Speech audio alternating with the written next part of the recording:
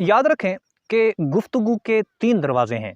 जी हाँ, मौलाना रूमी रहमतुल्लाहि ताला अलैह ने गुफ्तगू के 3 दरवाज़े बताए हैं। सच का दरवाज़ा, अहमियत का दरवाज़ा और मेहरबानी का दरवाज़ा।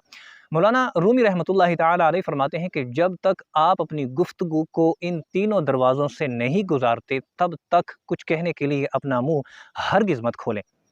सबसे पहले जब आप अपना कलाम शुरू करें, जब आप अपनी गुफ्तगू किसी भी महफ़िल में शुरू करें, तो उस वक़्त अपने दिल में झाँक कर अपने ज़मीर से पूछें कि आप जो कुछ कहने जा रहे हैं, क्या वो सच है? अगर आपका ज़मीर हाँ में जवाब दे, तो उसके बाद दूसरे दरवाज़े की बारी आती है, अहमियत का दरवाज़ा।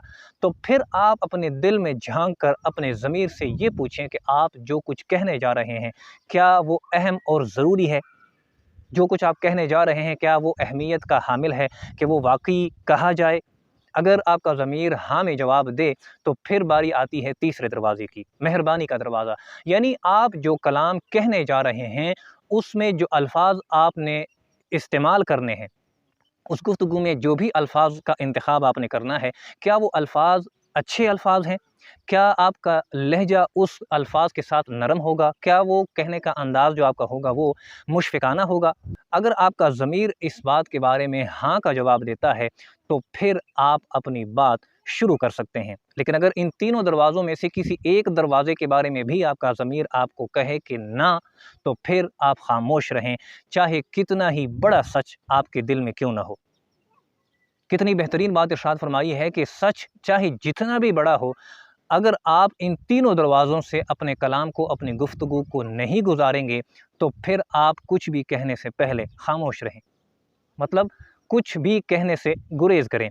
हम जब भी कभी महफ़िल में अपनी गुफ्तगू का आगाज़ करते हैं, तो हम बग़ैर कुछ सोचे-समझे अपनी बात कहना शुरू कर देते हैं। ना तो हम इसके नतीजे के बारे में सोचते हैं, ना हम ये सोचते हैं कि हम जो कहने जा रहे हैं, क्या वो सच है भी या नहीं। अक्सर हम अपनी महाफ़िल में सुनी-सुनाई बातों को आगे फ़ॉरवर्ड कर देते हैं। जहाँ से हमने कोई बात सुनी, उसके बारे में हमने कोई तहक़ीक़ नहीं करनी, बिला तहक़ीक़ हमने वो बात दूसरे, तीसरे, चौथे और 5वें आदमी को सुनाते जाना है। तो अगर कोई बात आपको बिना तस्दीक के मिलती है और वो सच के मुताल्लिक नहीं है, तो हरगिज़ उस बात को आगे किसी के साथ भी ज़िक्र न कीजिएगा। और सबसे पहले तस्दीक ज़रूरी है, उसके बाद जो आप कहना चाह रहे हैं, क्या वो आगे किसी को बताना ज़रूरी भी है या नहीं? अगर ज़रूरी नहीं है, तो बात को रफ़ा-दफ़ा कर दें। अगर ज़रूरी है और वाक़ई ज़रूरी है, तो फिर ये दूसरा दरवाज़ा है, तो आप दूसरे दरवाज़े से गुज़र कर तीसरा दरवाज़ा जब इस्तेमाल करेंगे कि जब आप वो बात किसी से ज़िक्र करेंगे, तो उस वक़्त आपका लहजा किस तरह है, ये आपकी गुफ्तगू पर बहुत ज़्यादा असरअंदाज़ होता है।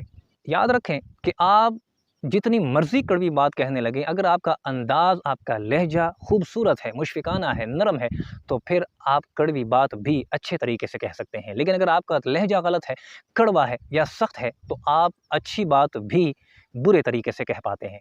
इसीलिए मौलाना रूमी रहमतुल्लाहि ताला अलैह फ़रमाते हैं कि तीनों दरवाज़ों से जब आपका कलाम गुज़रेगा, तो फिर उस कलाम को अहमियत भी दी जाएगी और आपका कलाम असर भी रखेगा। और फिर उस बात को जब आप आगे लेकर जाएँगे और आपको पता होगा कि वाक़ई मुसद्दिक़ा बात है, तो उस बात के मुताल्लिक़ अल्लाह तबारक व तआला की बारगाह में आपका कोई मुआख़ज़ा ना होगा। लिहाज़ा अपनी गुफ्तगू को पहले तोलें, फिर बोलें। शुक्रिया।